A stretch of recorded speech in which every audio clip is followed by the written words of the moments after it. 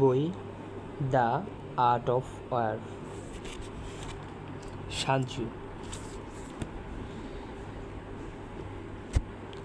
অনুবাদ করা বইটি পড়ছি, দুদিন ধরে বেশ ভালো লাগছে।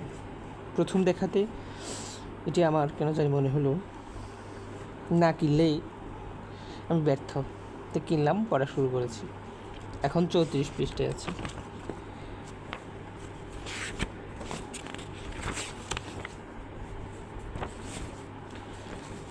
পাঁচটার বেশি সঙ্গীতের সুর নেই, কিন্তু আবার এই পাঁচটাকে মিশিয়ে নতুন নতুন সুর তোলা যায়। পাঁচটার বেশি প্রাথমিক রং নেই। প্রাথমিক রঙগুলো হচ্ছে নীল, হলুদ, লাল, সাদা ও কালো। কিন্তু আবার এই পাঁচটিকে মিলিয়ে অনেক রং বানানো যায়, যেগুলো এর আগে কখনো দেখা যায়নি। পাঁচটার বেশি মৌলিক স্বাদ নেই। টক, ঝাল, নোনা, মিষ্টি এবং তেঁতু। কিন্তু এগুলোর মিশ্রণে এমন স্বাদ তৈরি করা যায় যা আগে কখনো পাওয়া যায়নি।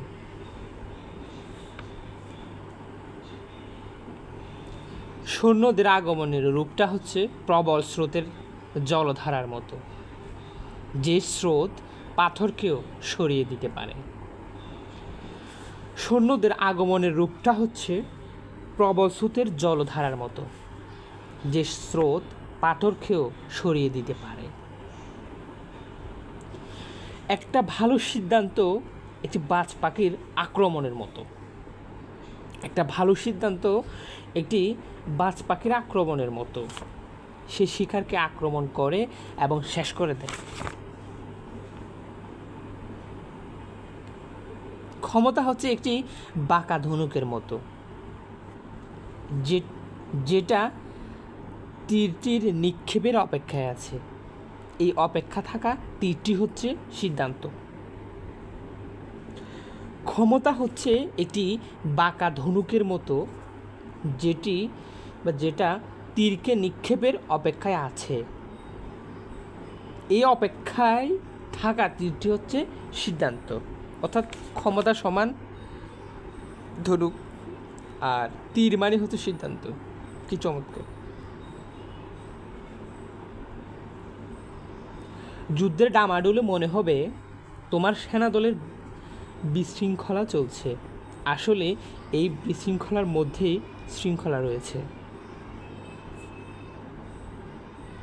কৃত্রিম শৃঙ্খলার ভান শৃঙ্খলা নিয়ে আসে। কৃত্রিম বিশৃঙ্খলার ভান শৃঙ্খলা নিয়ে আসে। কৃত্রিম ভয়ের ভান সাহস নিয়ে আসে। কৃত্রিম দুর্বলতার ভান শক্তি নিয়ে আসে।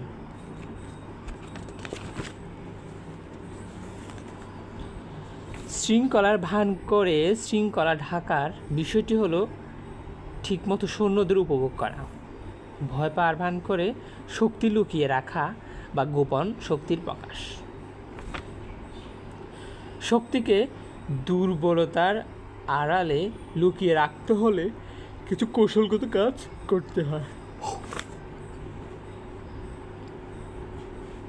এই কারণে যারা শত্রুকে দৌড়ের উপর রাখতে চায় তারা সবসময় ছল চাতুরির আশ্রয় নিয়ে থাকে। সে বিভিন্ন ভান ধরে এবং শত্রু এর ফাঁদে পড়ে। সে এমন টোপ ফেলে যা শত্রু গ্রহণ করতে উদ্যত হয়। টোপ ফেলে শত্রুকে সামনে এগিয়ে যেতে প্রলুব্ধ করে। তারপর একদল সেনা নিয়ে উপযুক্ত সময় আক্রমণের অপেক্ষায় থাকে। ইন্টারেস্টিং একটা ম্যাটার।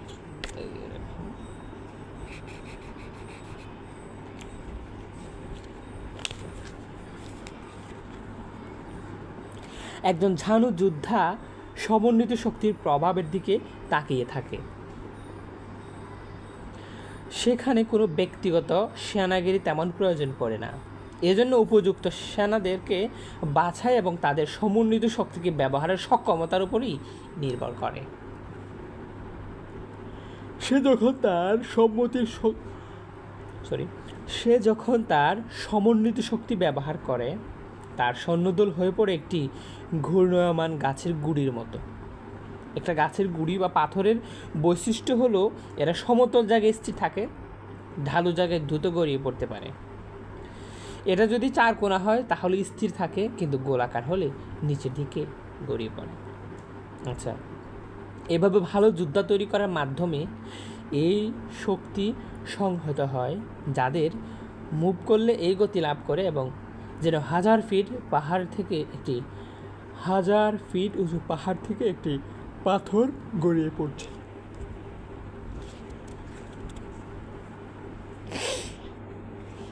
দুর্বলতা এবং সক্ষমতা। সানজু বলেন, যারাই মাঠে প্রথম আসবে এবং শত্রুর জন্য অপেক্ষায় থাকবে তারা সুবিধাজনক অবস্থায় থাকবে, তারা যুদ্ধের জন্য প্রস্তুত হয়ে থাকবে, যার ফলে বা যারা পরে আসবে তারা ক্লান্ত থাকবে, আবার তড়িঘড়ি করে যুদ্ধে নামতে হবে। তাই এখানে এটা আসলে শত্রু বাহিনীর জন্য বা মিত্র বাহিনীর জন্য খুবই লক্ষণীয় বিষয়। এজন্য চতুর যোদ্ধারা শত্রুর উপর নিজের ইচ্ছে আরোপ করে দিতে পারে, কিন্তু শত্রুর ইচ্ছের কাছে নিজেকে সমর্পণ করে না। শত্রু থেকে সুবিধাজনক অবস্থানে থেকে শত্রুকে নিজের ইচ্ছের দাস বানাতে পারে, শত্রুর আগমনকে নিয়ন্ত্রণ করতে পারে, আবার শত্রুর উপর আগেই একটি ঝটিকা আক্রমণ করে দুর্বল করে ফেলতে পারে। এতে শত্রুর সামনে আরও অসম্ভব করে।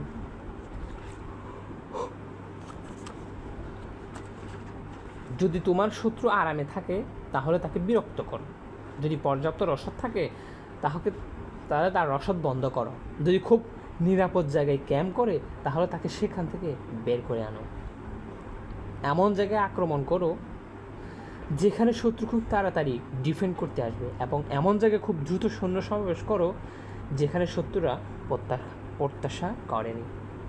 পুরো কষ্ট ছাড়া একটি সেনাদল খুব দ্রুত বিশাল দূরত্ব পার করতে পারে যদি সে পথে শত্রুদল না থাকে। তুমি আক্রমণে সফল হবে যদি শত্রুর দুর্বল জায়গায় আক্রমণ করো। তুমি প্রতিবার রক্ষায় সফল হবে যদি এমন ব্যক্তির জায়গায় প্রতিরোধ করতে দাঁড়াও যেটা টলানো অসম্ভব নয়। এভাবে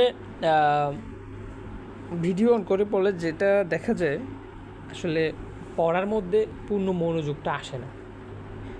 তাই ভাবছি আগে নিজে পড়ব, পরে সেই পড়াটা ব্যাখ্যা করলে ভালো হবে। এভাবে মনে হচ্ছে যে মানে আমার পাঠের উদ্দেশ্যটা বা ভিডিওর উদ্দেশ্যটা ঠিকভাবে প্রতিফলিত হচ্ছে না। যাই হোক, এই বইটা বাংলাদেশের প্রত্যেকটি বাহিনীর মানে যতগুলো বাহিনী আছে সবার একেবারে প্রত্যেকটি পর্যায়ে আমার মনে হয় পড়া উচিত। তাহলে মনোবল যেমন বৃদ্ধি পাবে, তেমন বৃদ্ধি পাবে আমাদের মানসিক দক্ষতা, বিচার বিশ্লেষণের ক্ষমতা। আমরা না আসলে জানতে চাই না, জানাতেও চাই না।